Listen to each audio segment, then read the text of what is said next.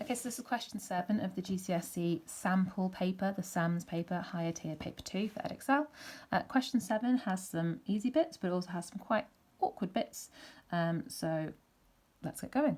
So 7a, a straight piece of wire is 0.713 metres long. It is placed at right angles to a uniform magnetic field of 0.47 Tesla. The force on the wire is 0.089 newtons. Calculate the current in the wire. Use an equation from the formula sheet, give your answer to an appropriate number of significant figures. So if I find the formula sheet, it's here, okay? I need a formula that's got force, magnetic field strength, current, length, and it's quite easy to find that. Is this one here, F equals BIL. So just put this back in the right place. Use F equals Bil, as I remember it as.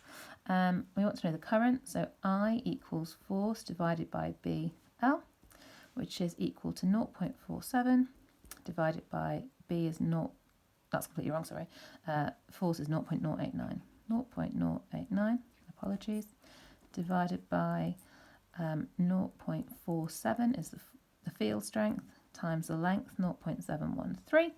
And the current comes out there as 0.26558 carrying on amps. It's asked it to an appropriate number of significant figures. Now, in the question, I've got here 3 sig fig, here I've got 2 sig fig, and here I've got 2 sig fig, because I've got two numbers that aren't 0 at the end. I should always go for the lowest number of significant figures that I'm given, so it's 2 sig fig that I need to write this to. So 0.265 will round that up to 0.27 amps. Then part B, a student investigates the relationship between the magnetic flux density and the electromagnetic force on a current carrying wire. The student has the equipment shown in figure 19. So we've got here a battery, and then we've got a wire that's attached to some pivots, and that wire the current goes along. Yeah, there we go, like this. And the wire here is within a magnetic field, these magnets. And when I turn the current on, or when it's in the circuit is working, there'll be a force in that wire, and it'll be pushing the wire up, which will push this bit, because it's on a pivot, it'll push the plastic down, and will pull down on this force meter to show you the force. So the student varies the number of magnets and measures the force on the wire using the force meter. The results are shown in figure 20. So for one magnet we get 0, for two magnets we get 0, for three magnets we get 0.1. That's not actually what's happening, it's just that the numbers are too small for the force meter to read. So it would be 0.0 something, but it can't read it, which is why this question says, the student decides that his equipment is not sufficiently sensitive. Give 3 ways the student should develop an investigation to improve the quality of results. Well, to get better results, I either need to have a better force meter, or I need to have bigger values that the force meter can measure. So number 1 I could say is use a more sensitive force meter or Newton meter. Or you could say a force meter with a higher resolution or more precise. If I can't do that, I need to make this force bigger. And remember, F equals Bil. So there's a couple of ways I can do this. I can increase the magnetic field strength. So increase magnetic field strength. And I can say that by either,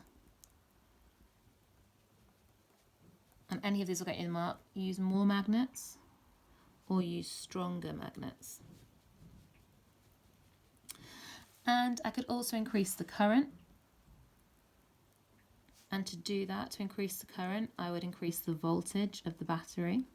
That'll give a bigger force.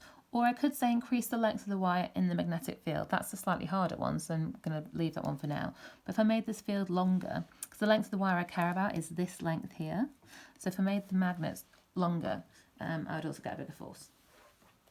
Okay, part C. Figures 21 and 22 show different voltages that can be applied across the wire. Explain which of the voltages in figure 21 and 22 cause an AC current in the wire. At first glance, you might think both, because everyone knows that, well, not everyone knows, but it's quite common knowledge at GCSE physics that AC, or voltage or current, is given by that sinusoidal curve.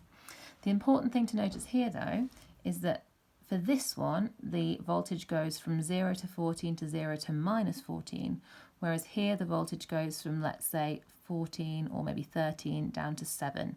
So this one is always positive, although it's varying. This one, it's going from positive to negative, and that's important. Now, an alternating current, AC, requires a change in sign.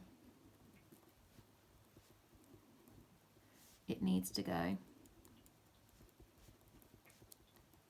from positive to negative. That's because the current literally needs to go forwards, which is positive, and then back, forwards and back. So for this one, it must be, figure 21 shows AC as the voltage, which will then drive the current, varies from positive to negative. Whereas in figure 22, the voltage varies, but it's still always positive. So all that's going to happen here is that the current will go forwards, but it'll go faster than slower, but it will always go in the same direction. So it'll always count as direct current. And then we get our first a 4-mark question. A power transmission wire hangs so that it is at right angles to the Earth's magnetic field. You always need to have things at right angles for magnetic forces to work. It's something you look at A level. Although this magnetic field is constant, the cable experiences the changing force. Explain why the force experienced by the cable changes. I'm going to think about this equation again. F equals Bill. So B is constant. The length of the wire is constant. Why is the force changing? It's changing because the current is changing. So I'll move that down. Because the current is an AC current. So you can get a lot of marks here for not much writing. So the cable contains, or carries, I should say, AC.